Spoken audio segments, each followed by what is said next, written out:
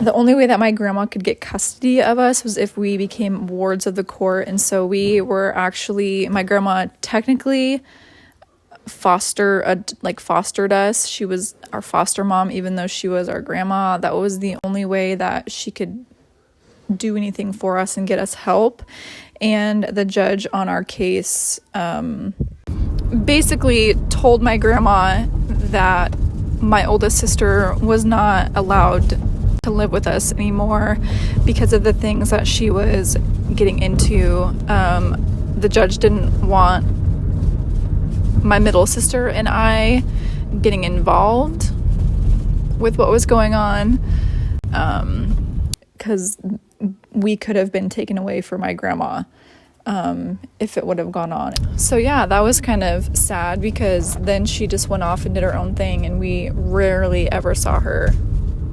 I had made friends with girls in the apartment complex, and I had a couple friends that were not nice to me. I remember this girl was so mean to me, but she was older and I thought she was super cool, and so I loved to hang out with her, but she would always make fun of me and she would always pinch me. It was like the weirdest thing. So this was before I hit puberty or whatever, I guess you can say, and she would always pinch my like boobs, quote unquote, and she would always hit me, and like I don't even know why I hung out with her, and she would always give me corn dogs.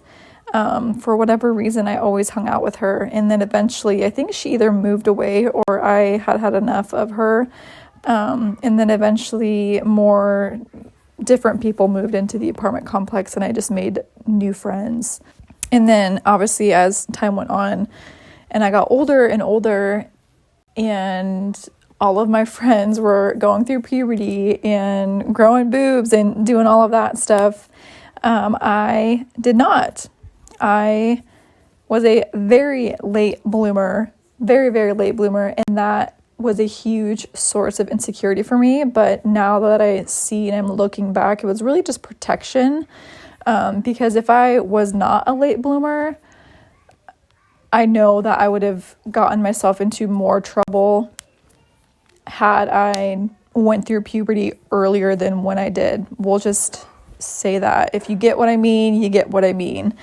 So just that alone made me super insecure, very to myself, and I stopped looking for outside validation from guys because I was just really embarrassed.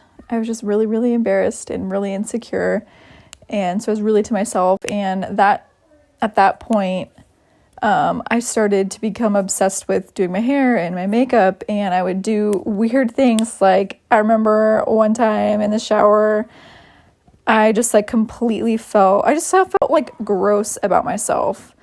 And I completely shaved my whole body bare, and it became an obsession that I had, was taking showers every day and making sure that I was shaved and all of this stuff.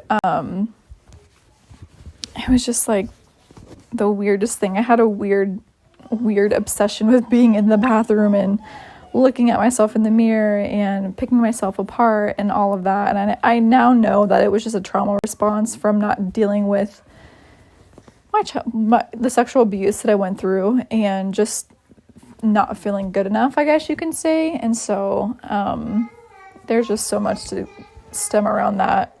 This is crazy. So I don't even remember how old I was, but we had gone to Kmart and we were going shopping.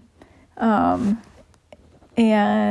I actually got caught stealing for the first time, which is kind of a good thing, because that put an end to me stealing from stores. Like, I grew up in Montana thinking that was normal, okay, stealing things, because we never had money, and that was the only way for me to get anything. And so I brought that with me, that mentality with me here to Oregon, obviously. You don't learn until you have something happen to you. Yeah, it was so scary that we were at Kmart. My sisters and I were at Kmart, and I had put clothes in my bag, and we left, and my grandpa, a family friend of ours, took us to Kmart to go shopping for whatever. I don't know why he took us there. I don't remember, but we were there and we were outside Kmart, standing out there for like 5 minutes, and there I am, just adrenaline pumping through me. And like, if you've stolen before, you know the adrenaline I'm talking about. It just like pulses through your body, and I'm like standing there, and I'm like, okay, let's go. Like, hurry up, we're not safe yet. And sure enough, the security guy there comes up behind me and grabs my arm and grabs my bag, and they call the police and make this big deal over I think it was like $20 or something, because lo and behold, one of my sisters stuck their clothes in my bag too, so I got stuck with their clothes and my clothes.